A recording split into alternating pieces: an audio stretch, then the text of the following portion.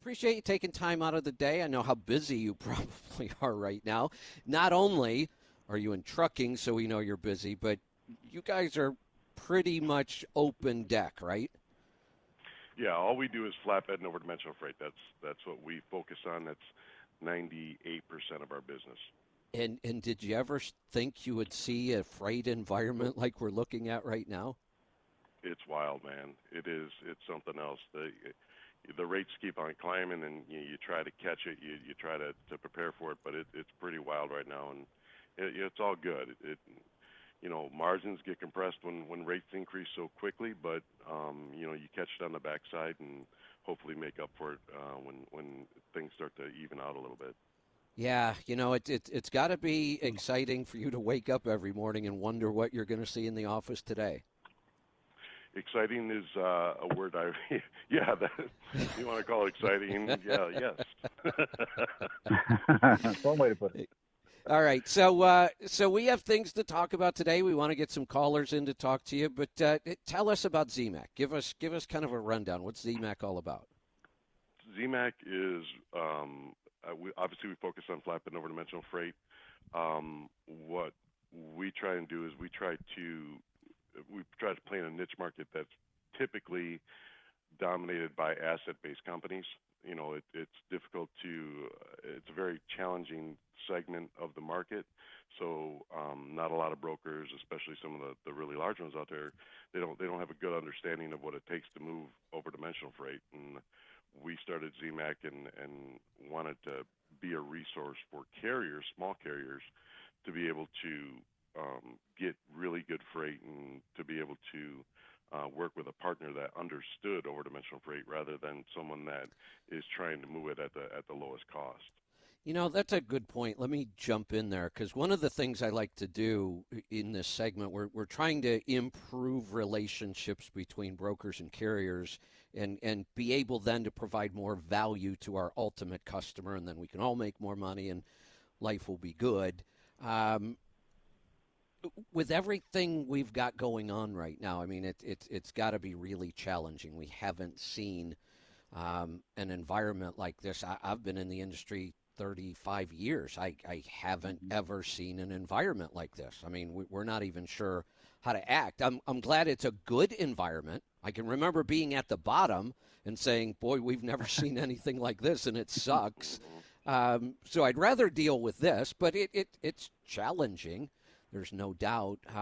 But that's really our goal. I mean, like I said, you and I could talk about all kinds of things. I do want to talk about, your business model and the things you do, but I really want to encourage owner-operators to call.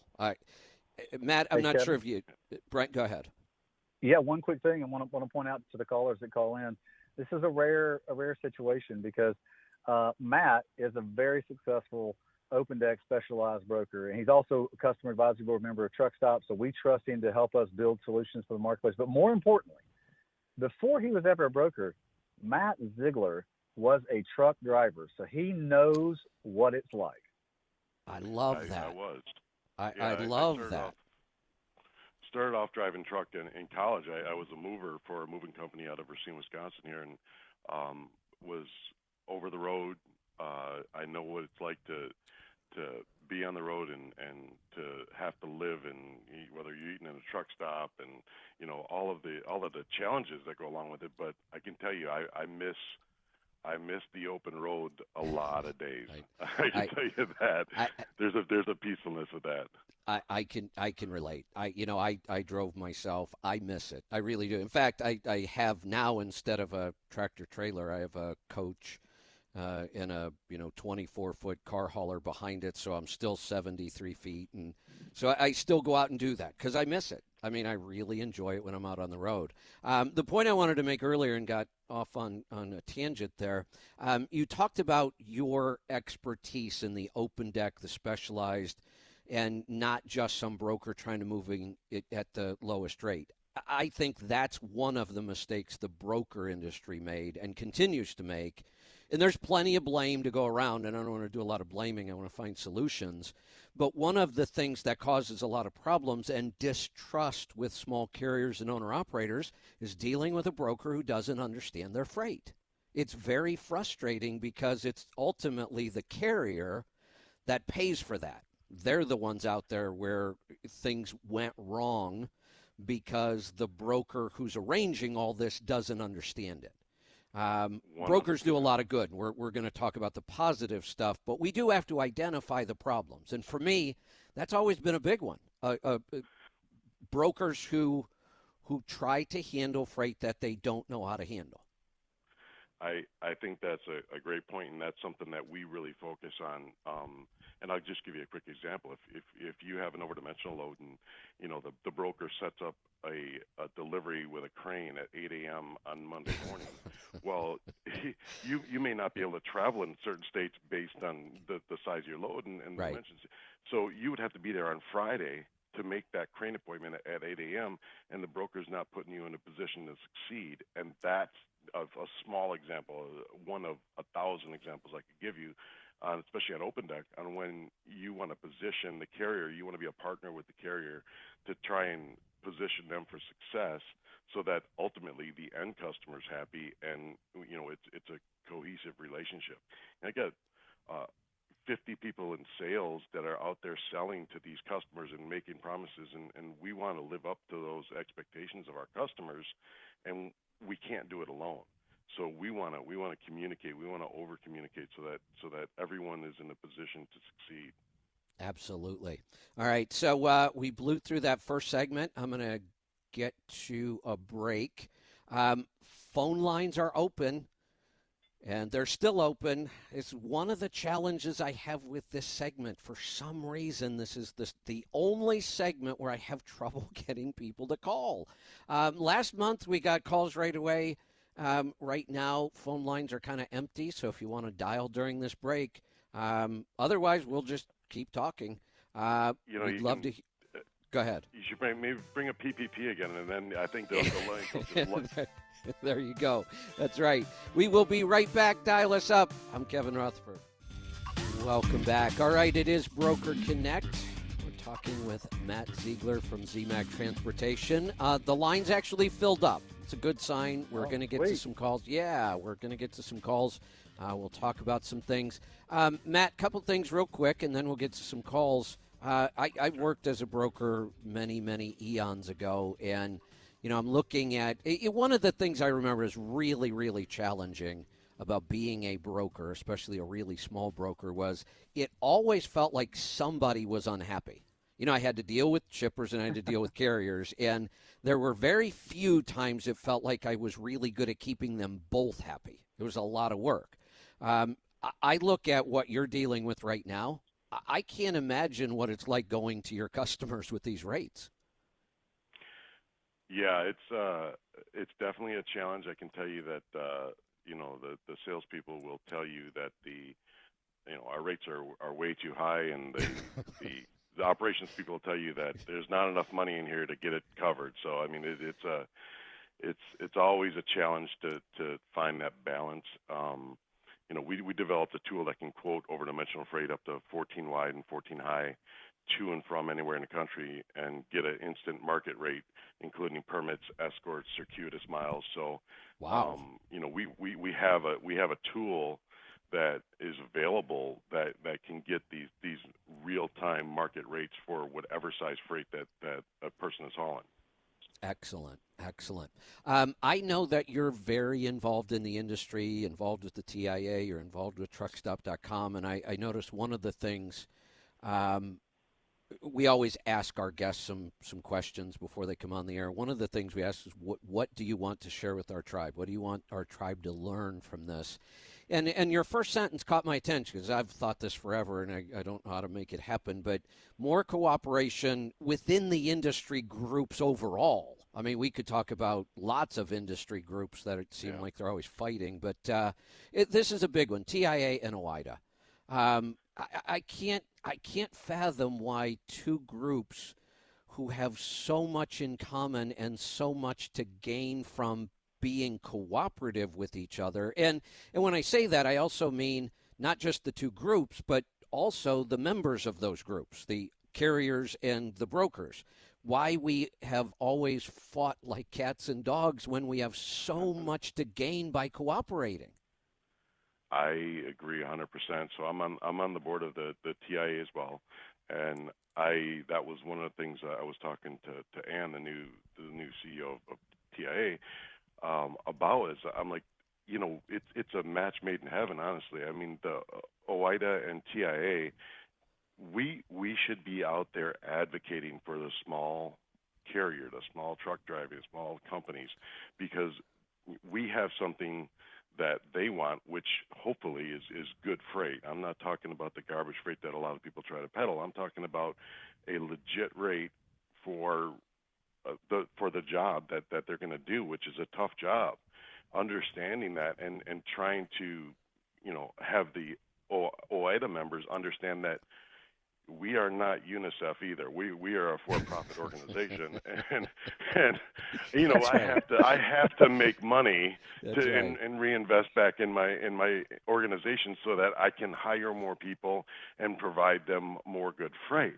So I mean, it's not something where we're not trying to take advantage of anyone, but we're also in it to make money as well, just like every driver out there should be trying to do. Absolutely. And I think a partnership between these two groups and the associations could change the industry in a lot of positive ways. Problem is, I'm not sure how to go about it. I don't know if we should try to get around the campfire and hold hands and sing Kumbaya, or if we should rent the Octagon for a death match till we figure this out. I kind of like the Octagon and the death match approach, but Hey, I'm all right having a tough conversation. I wish that small carriers would come up and ask me, hey, what about this? What about that? I'll tell you the truth. You may not like what I say, but I'll tell you the truth. And, I think we should have these collaborative meetings where OIDA members and TIA members are in the same room so that we can at least start having the conversation instead of ignoring it and fighting back and forth. I think that there has to be that evolution between the two organizations. yeah, I agree. And maybe if we keep talking about it and keep pushing for it, we'll make that happen. And Matt, if you'll come on and tell carriers the truth about these issues, then we're going to keep you busy and we're going to have you back, because that's exactly what we need, even when it's uncomfortable. I remember I've been asked many times to come into carriers and brokers and consult. Everybody wants to know how to understand the owner-operator, and that's kind of my market. And one of the first things I told the TIA when I talked to them and I spoke at their event was, I said, look, here's one of the biggest mistakes I see brokers make. That they always talk about communication. I get it. And I realize owner-operators don't communicate well. It's kind of a personality thing with them, and we have to figure out how to overcome that. But those same brokers who keep yelling about communication have a problem communicating bad news. Right? Yeah. I know you see this in the industry. They know there's a problem with this load. It happens every time, and they don't disclose it. I get it. It's uncomfortable, and you don't want somebody to turn down the load or ask for more money because you told them there's a problem, but it's far worse not to disclose the problem. 100%. It's about accountability. To me, that's what it is. And I know that a lot of times there's a misconception that, whether people think that brokers don't have skin in the game or all, we've heard all the buzzwords and things that have gone around about brokers. But I can tell you that a good organization will be accountable. And if the dimensions change or, the parameters on a load change, I'm going to pay you more money. If you're sitting, even if I don't get paid for my customer, that's my fault. I'm not selling appropriately. Right. But the carrier should get paid. You should be accountable. Now, I would love that carriers were accountable to us as well, and sometimes they are, but sometimes they're not. So that's where it starts to become challenging when I don't get the partnership that I'd like to have reciprocated. Exactly. Oh no, I try to be the guy standing in the middle, holding both parties accountable, because that's what we need more of. We need accountability and cooperation.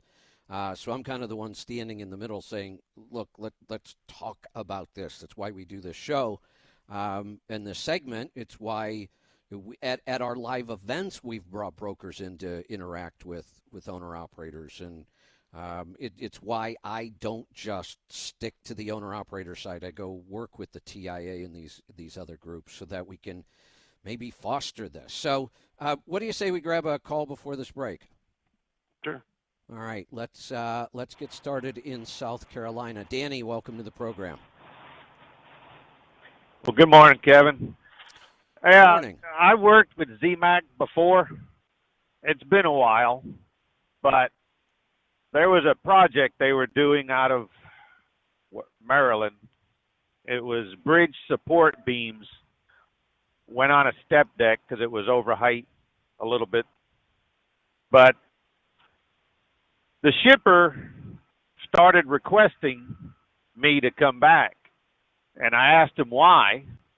Just curious, I appreciated it. And he's like, everybody else comes in here, throws a fit, because it's a tight yard in there. They got 70-foot long bridge beams on extended trailers scattered all over, and you got to go easy through, get turned around and whatnot. And he says, everybody else throws a fit. You come in, and we tell you it's going to be a little bit. You got to keep moving your truck, and you're like, all right, whatever. So he liked that. Good. So that was a good job. I wish I could get back to doing some more with them. Hey, give Matt a call. We have an 800 number. We have an 800 number you can call anytime, man. Yeah. Especially when a shipper likes to work with a carrier, we love that. Obviously, there's there's other things that we're doing, but thank you first of all for being a good representation of trucking in general and ZMAC in that case. So I appreciate it, man. I really do. You're welcome. That's what we need. There it is right there. That's the scenario we like to see. The carrier, that's a touchdown right there, yeah. The carrier taking care of the broker's customers and providing value. And the broker taking care of the details so the owner operator and the carrier has a better experience. That this call and this experience, this is exactly what we're trying to get more of. I would love to have more of that. I really would. We try hard every day to push that and advocate for that. But there's always going to be problems. That's the other part, is that there's going to be issues that pop up, and understanding that on both sides, that's where you're going to come to a really good solution. Absolutely. Hey, Danny, thanks for the call. Got to cut you loose. We're coming up on a break. Matt, I'll go back to the same things. You're right. There's always going to be challenges in business. There's always going to be problems. Things are going to go wrong. When things go wrong, I'd much rather be working with people that I like and have a good relationship and get along with. When things go wrong and then you've got a conflict with the broker or somebody else, it just makes things twice as bad. So, problems are going to happen. If we have a good relationship, we're going to be better at solving them. Let's get to the break. We'll come back. Lines are full. That's really good to see. And as long as you keep calling, we'll keep answering your calls. So keep it up. Let's get to some phone calls. Let's go to Texas. Steve, welcome to the program. Man, Kevin, I got to tell you, I love what you do, man. All the negative you got earlier, you don't deserve it, man. You're an angel to this industry. Well, but just for a few minutes of these guys' time while you have two experts on here, a scenario that happened to me yesterday, I booked a load on Wednesday off a truck stop, pulled up, got there after waiting a day to pick it up. The load turned out to be over-dimensional load. It was 105 inches wide. Oh. The broker started with multiple different avenues to try to bully me, to try to force me, to try to word screw me into taking it. Because once you pull out of there with it, it's yours. Yes. It's your problem. That's right. And I wouldn't do it. Would not do it. I was coming, and I finally had to become aggressive with him. And I hate that because I know it's going to hurt me in the end. I finally had to straight up tell him, you're either going to do it my way or get the shit off of my trailer, and I'll just go on. You can pay me a truck not used. Well, I ain't paying you that. Yes, sir. Well, Steve, I agree with you. the mistake was But made. It was here's booked my wrong. question for the two experts. Okay. In that scenario, it ended up working out. I've got the load on. I'm following a route. I got permits. But in that scenario, what action could I have taken if I would have had to drive out of there without the load? Being that I have truck stops ad showing the dimensions being under. I have a rate contract showing it, but the man's refusing to pay me. What can I do? As a driver, we lose. That is a very tough situation. Now, I will tell you that for me, we would pay because it's not your fault, right? And the same way that we get stuck on the other side when a carrier doesn't show up and I have to pay for a crane, or there's always things that are going to happen like that. But I wouldn't try to force you to do an over-dimensional load if you weren't comfortable with it. That's the first thing is all right. If you don't do OD, there's some guys that just do regular flatbed stuff. I don't really want you doing something you're not comfortable with. So the pay should be whether it's a truck called for or the increase in pay for an over-dimensional load should be significant. I mean, you get travel restrictions even at 105 wide. I know it's not that wide, but you still have restrictions in a lot of states, and you had to get permits. There should be a significant increase in the rate for just that little bit of difference. And I wish I could tell you had some recourse. You got to work with better people that will be accountable. That's what I would say. Right. Steve, Matt, Yes, let me sir. jump in there real quick because I think you just nailed it. I've been waiting to kind of ask Steve a question about this. Steve, let me tell you, ask what would be my recourse? Almost nothing. Almost nothing. And Yes, and sir. that's part of the problem in business. And I can give another example. What do? You take your truck into a shop, they fix it, they charge you, you drive off the shop, it's broke again, and they refuse to do anything about it. What are you going to do? I mean, you could say, well, I could take them to court. Good luck There's really with that. nothing. There's really nothing. And it's the same thing here. So what's the solution then? The solution is to work really hard not to get into these situations where we don't have recourse. And we do that by working with companies we take time and build relationships with. Yes. So when things go wrong, we have a basis to work from.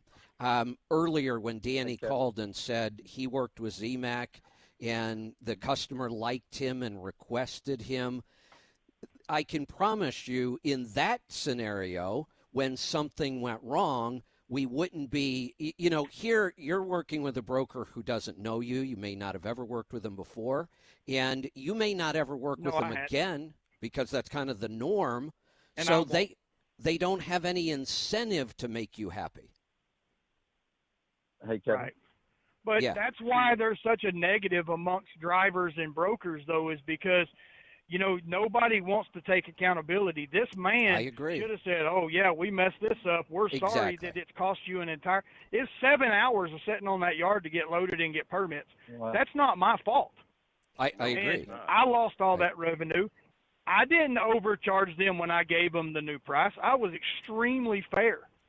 And they still treated me like shit. Even though I got the money, I got treated badly. And that's not fair to me as a business owner because I didn't book an oversized load, and I didn't because I'm new in business, only 1 year in business, and I don't understand that market enough to put myself in a position to screw up and to make somebody look bad. So I would have never booked a load like that because I don't want to take myself over there and say, hey, I got 24 years of driving, but I don't have any oversized load experience. But you know what? I got this because I'm not that person. I don't go walk into failure. Got it. And there's a lot of brokers out there that try to get into this side of the market that they don't have an understanding, and they put you guys in positions that you're not going to succeed. And that I hate that. That's one of the core philosophies around what we're trying to do is make sure we're putting you in a position to succeed. Absolutely. Brent, go ahead. Let me weigh in. Steve, first off, thanks for calling in, and congratulations. You showed great negotiation skills to get it worked out, because the best thing you can do is get it worked out because you've got your time invested. So we recognize these problems are going to happen right, like today, there's over 1.5 million loads on truck stop just in this 24-hour period. There's going to be some problems in the communication aspect. No communication is perfect. And so we recognize that there's going to be problems in this. And when there's problems that can't be resolved, you actually do have some opportunity for recourse in this, because truckstop.com has an entire department that is dedicated to helping you solve the problem if something was miscommunicated or falsely communicated. It's called our assurance department. You can go onto Truckstop. You can log your challenge and your problem with the broker that you worked with. You're both customers of Truckstop.com. We have a whole department that serves as a transportation court of appeals that will make sure that this gets resolved. Because we want to make sure that our freight on our board and the carriers that haul the freight on the board are communicating fairly and properly with each other. So you actually have recourse in that to say, hey, this wasn't communicated accurately to me, and I want to make sure that I'm taken care of. So you can reach out to truckstop.com. We will absolutely help you take care of that. Matt, Brent, we all know Yeah. there are bad brokers in the industry. There are bad carriers in the industry. Sure. The more we talk about this issue, the more we cooperate with each other, the easier it will be to identify those people and either avoid them or get them the hell out of the industry. Yes. Well, go ahead, Matt.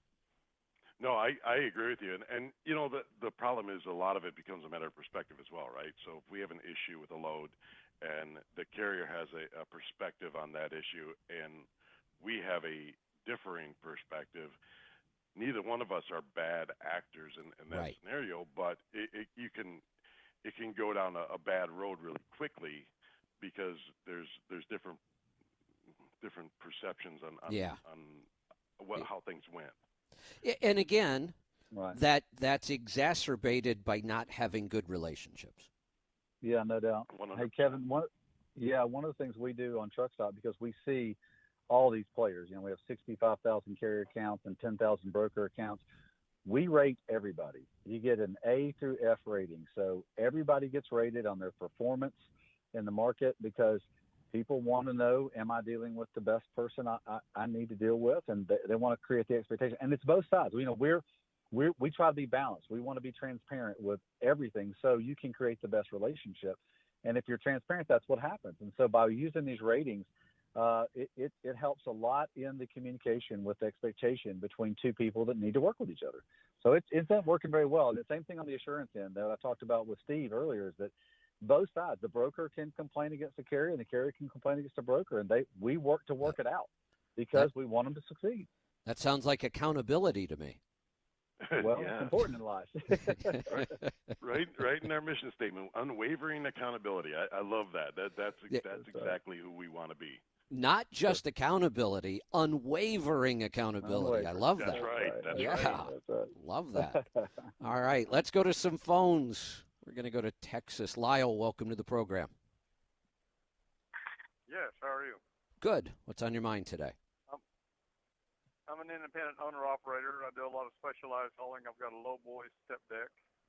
And one of the questions I have is I do what I say and when and where and what for the most part. I mean, I fail occasionally, but my question is, why do not brokers call us back when we do a good job? I just have trouble getting them to call me back. I mean, I call a lot of them back, but they rarely call me back when I do a good job. Hey, Lyle, I want to clarify. Do you mean like call you back the next time they need a truck? Correct. Okay. All right. Matt, what do you think? So a big part of that is because especially open deck is so fragmented. There's so many, I mean, even more so than van. There's so many small carriers out there, and you have a guy with one truck and one trailer. Honestly, we just kind of forget, right? I mean, if you haven't done a load for us in a couple months, I would love to know where you're empty. I would love for you to email me okay, I'm going to be delivering in Tulsa tomorrow with this so that I can match that with the appropriate freight for that trailer. But it's the reason why we actually post everything on Truckstop. We post every load, and it's not that we're looking for the cheapest guy. It's that it's an advertisement to all these smaller carriers that I can't call all. I think we used 12,000 carriers last year. How can I call all those different guys to do a load? So that's why we post things so that they know, hey, that's a ZMAC load. Let's go. I want to take that one. I would love to have better relationship with small people, but it becomes a matter of the volume of small carriers that are out there. Hey, Lyle, let me jump in with my perspective on this too, because I think as carriers and owner-operators, we have conditioned the brokers to this. And here's why. I talk about this all the time. I talk about two things when it comes to load boards. They chasing the rate. That's what we talk about on the load board, and we know this is what people do. Truckstop.com has the statistics. They do a search. Once the search is done and all the loads are listed, they sort by rate. We know that's what they're doing. We can see it. It's there. It's recorded. So we know that they're not in there looking for one of their broker partners. They're simply looking for the highest rate they can find in the lane they're in. And I call that chasing the rate, and I think it's a bad idea. Then they follow it up with what we refer to as one and done. Because if this is how I work, if I go to the load board, search for the best rate, when I go back the next time, the odds of that same broker coming up as the best rate are pretty slim. It's going to be a different broker. And then the next day I search and I sort by rate, and I'm calling another broker. We have conditioned them to believe that the smallest carriers, the owner-operators, aren't coming back. They took this load. We'll probably never hear from them again. So because I want owner-operators to succeed, if you understand that's how the system works, it's really easy. You be the one to always reach out and build that relationship and let them know you're available and you want freight and you liked working with them. And if then they don't respond, then that's just the wrong partner. Keep trying. Develop a group email of your. I'm sorry. If you have a group email of your favorite people that you like to work with, and you send where you're going to be delivering and where you're going to be available, that goes right into our TMS, and we would then recognize that, oh, you're going to be there before we even get to a place where we're posting it or starting to look for a truck. We're trying to find that perfect match beforehand, but you got to let us know where you're at. I hear you. Now the caveat to that for me for using the same carrier is I'm in the Midwest, and I often try to use it the same carrier. However, they have no load, so now I have to change to another carrier or a broker to get the load that I need to get out of where I'm at or whatever. So that's one of the things that keeps me from using the same one every time. Well, and I don't. I have a question for the truck stop person. Lyle, I'll let you ask that question. Let me address what you just said, because one of the things I've taught for years, one of the things that I did, and it's not an absolute, but I find it's kind of the sweet spot for single trucks. 3 to 5 really good brokers that you have a relationship with. 3 to 5 can keep any truck busy if you pick them correctly. And it takes time. You might go through 30 brokers to find one or two that you really like. I've done the same thing with shops. I've gone through shop after shop after shop until I find the one I can work with. Brokers, same way. But if you take that time to really focus on that, I'm gonna really work with these guys. If I can build a relationship, I will. And if you keep doing that, once you get 3 to 5, you're going to find, especially in times like now, my God, they'll be calling you all day long. Yes, we will. Okay. I am set up with ZMAC, by the way, and I've got Good. way too many companies. I use more than that. My question for Truck Stop would be, one of the times when I search is that companies will not list the weight, dimensions, or anything of their load. And when I fill out a carrier packet, I notice that if it's electronic, I cannot move to the next page unless I fill each of the categories they want filled. Well, why couldn't Truck Stop say, unless you put the weight in and the dimensions of your load, it won't go on to Truck Stop? Because they just put the load where it's going to and where it's going from, don't even put a rate, and I can understand not putting a rate, but the rest of how can I make a good decision if I don't have any other information? Yeah, Lyle, thanks. And I'll ask Matt to weigh in here some because he and I have had many a conversation about exactly what you're talking about. So that's a part of it is the freedom of use of the product by our broker customers, and the other part of it is sort of somewhat technical limitations of the amount of data that you can put in. But that is something I thank you for saying that. I will absolutely take that back to our team. But Matt, would you weigh in on that too? Because I think you can probably give more granular approach to that. So I can tell you 100% of the time we put a rate on our postings, just because, and not just because of the sort thing, but honestly, we're proud of our rates. We're not trying to lowball people. We're not trying to screw over the small carrier. So we're going to put a rate on there because we know it's fair. The dimensions, if I have been banging on this drum for a long time with Truck Stop about the dimensions. Honestly, you just got dimension fields in the last update you did, because you used to have to put it in the comments, and you had to put the dimensions there. You know, you could put the weight on there, but you know, if it was over dimension, you had to put all that in the comments. I think that you guys have progressed a long way with your new product, and you know, you're not making those fields mandatory because you know, a lot of your stuff is still vans, so they don't really care that much about the dimensions.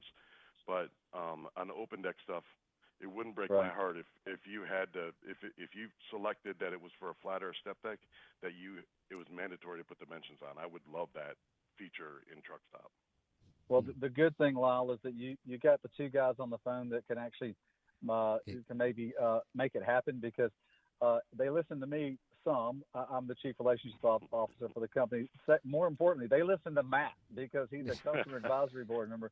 So if we can get it done, we'll get it done. But thank you so much for highlighting something we need to work on. No doubt, that's important to us. We want to hear from you. Hey, guys, I got to jump in. I've got seconds left, and I don't want to fail to thank both of you today. Awesome show. If we can have more Broker Connect shows like this, I think we're going to solve some problems and make some progress. So both of you guys, thanks. Reach out to ZMAC Transportation. Give them a call. Start that relationship. Brent, Matt, thanks. Hate to rush, but I got to get out of here. We will be right back. We've got another hour. We're going to clear the lines for general calls, so start dialing. You're on the Road Dog, Sirius XM 146.